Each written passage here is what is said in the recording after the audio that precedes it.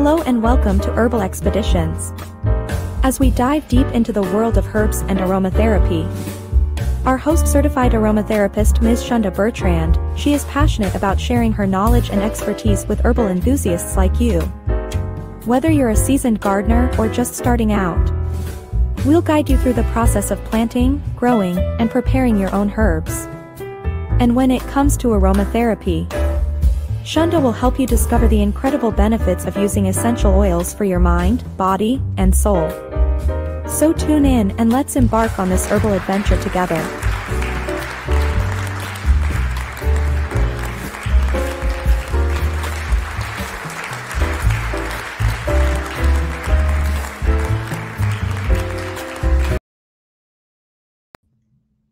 Good evening, and I'm so happy that you're here with me tonight for us to continue on our herbal expedition. Tonight's subject is Breathe Easy, the wonders of eucalyptus and its herbal allies. And as always, before we get into it, I'd like to send out a huge thank you to our sponsors, Word on the Street, and just really appreciate having this platform and able to share this information with you.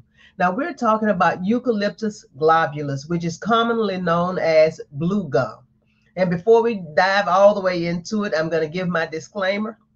I am not a licensed healthcare professional. Information that you receive here are for educational purposes only based on my personal experience and training.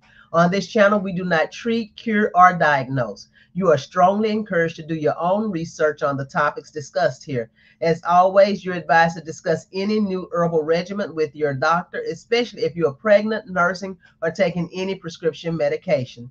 And I always like to get started with an herbal fun fact. So Eucalyptus globulus is native to southeastern Australia and can grow up to 230 feet, making it one of the tallest tree species in the world.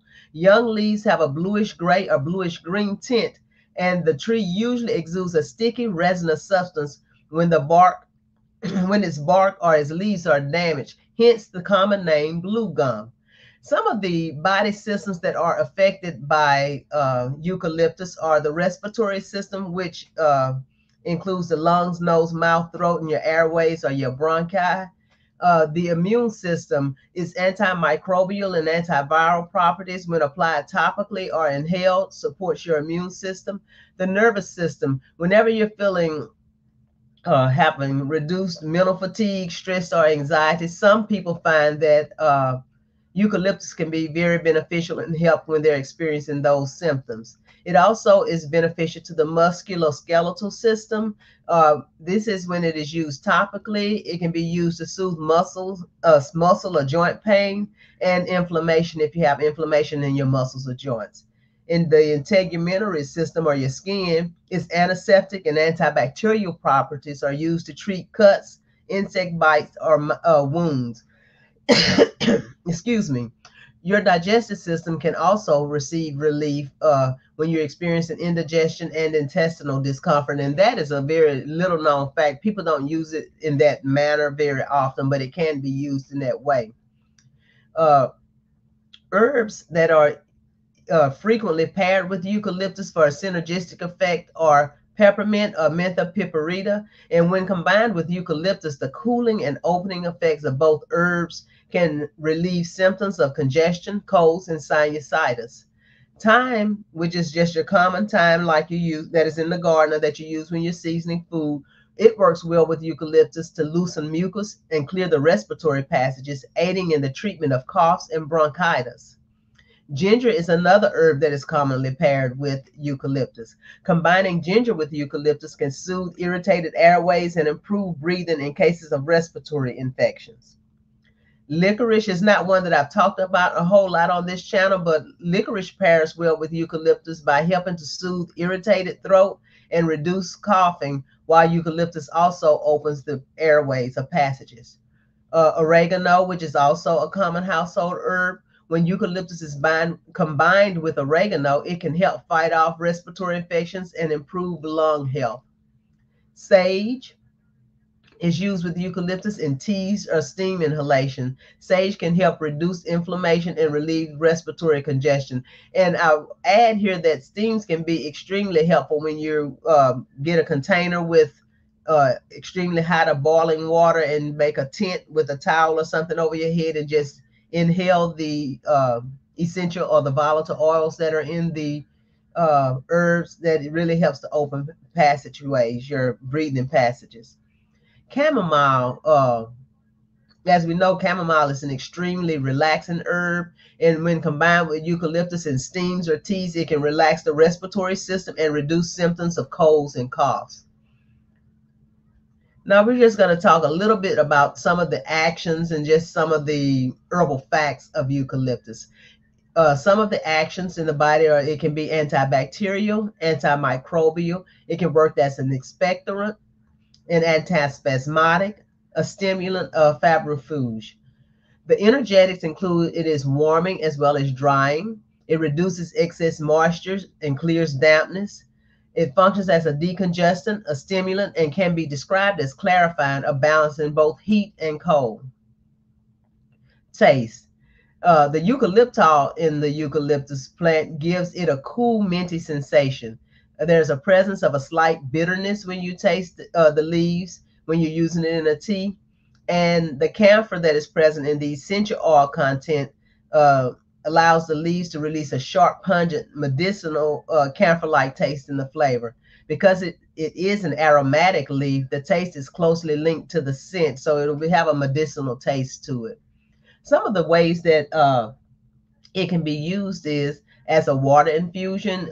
It can be prepared as a tisane or a tea by using 1 tablespoon to 1 to 2 ounces of boiling water. And I would let that steep about 15 to 20 minutes and take it about 3 times daily to support respiratory health. If you'd like an oil infusion, you can powder the herb. And when I say powder herb, usually your herbs will come as like a leaf. And if you want to powder it, you can put it like in a blender, blend it up so that it becomes a powder, kind of like the powdered herbs that you buy in the store. So you would powder it. You would soak it overnight in about 1 ounce of vodka. And I wouldn't really say it's not an ounce, firmly an ounce. What happens is once you have powdered the herb, you're going to take about, I would start with a 1/2 ounce, and you want to moisten the powder so that it kind of sticks together like a wet, like when you wet sand at the beach and how it forms and it'll clump together. That's what you're looking for. You don't want it wet to the point that is sopping wet where it's going to drip, but just where it can kind of stick together. This helps bring out some of the constituents before placing in oil. So you're going to powder the herb, soak it overnight in vodka, and then allow it to macerate. Excuse me. I don't know why I went to vodka. That is a tincture. I'm talking about the oil infusion. You're going to powder the herb. You're going to soak it in the vodka, and then you will add about 7 to 8 ounces of oil. And you can use the oil of your choice. You can use olive oil. You may use jojoba oil, almond oil. It just depends on what your preference is. Personally, I like to use jojoba oil. But using oil of your choice, I would use an organic oil, preferably. And then you would allow, once you put the oil on it, you're going to let it sit 6 to 8 weeks in a dark spot. And what you should do is turn it every day so that it can mix and so that it gives it's a movement and allows the herb to release its chemical constituents that makes it beneficial. The next way that it can be used is as a tincture. With a tincture, you're going to have about a 1 to 5 ratio, meaning 1 ounce of herb to about 5 ounces of your liquid. So you will take your herb, you're going to cover it in a jar with alcohol. In this case, for this tincture, you're going to want about a 60% alcohol, so 120 proof alcohol. And you're going to want to add about 10% of glycerin. That's about 1/3 of an ounce. And when you're using glycerin, whenever I use glycerin, I typically will buy a food grade glycerin that is also organic. You're going to allow this to steep 4 to 6 weeks, and you're going to be turning it as it is steeping. And then once you're finished, you're going to strain the herb off and leave the liquid, and the tincture can be taken orally. And this is often used to help with respiratory health. Not only can you use it in this way, eucalyptus produces an essential oil. And the essential oil is usually very rich in cineol. And the Senio Rich, there are several different varieties. Let me say this, preface the essential oils with this. There are several different varieties of essential oils. Your Senio Rich essential oils for eucalyptus are the Eucalyptus globulus, the Eucalyptus radiata, and the Eucalyptus smithii. And those are best for respiratory health. There are some that are rich in citronellol, like Eucalyptus citridoria, and this is really great for insect repellent and anti-inflammatory use. I will say that whenever you're using essential oils, whenever you're using eucalyptus essential oils, you want to approach that with caution, especially those varieties that are high in 1,8 cineol. And the reason I say that is especially for children that are ages 10 and under, as well as people who are asthmatic, because asthmatics sometimes can have an allergic reaction to eucalyptus. So you want to use caution when you're using a eucalyptus oil with an asthmatic. It's really not recommended to be used for children under the age of 10. So I would keep that away from children. And you want to be careful when you're using it, especially if you're using it close to your, like your nose, anywhere on your face. I really and truly, I wouldn't put it on the face of a child, not even in a salve. I talked earlier about being able to use it for skin. And in that case, you're going to be using an infused oil, or you might take your infused oil and make a salve with it. I hope you have found this information helpful. Tonight has not been a long show, but it has been packed with plenty of information about eucalyptus. Please leave us a comment below letting us know how you like eucalyptus. And as always, thank you for listening in tonight. If you find the information educational or useful, please like, share, and subscribe. Sending you peace and aromatic blessings from my home to yours. Good night.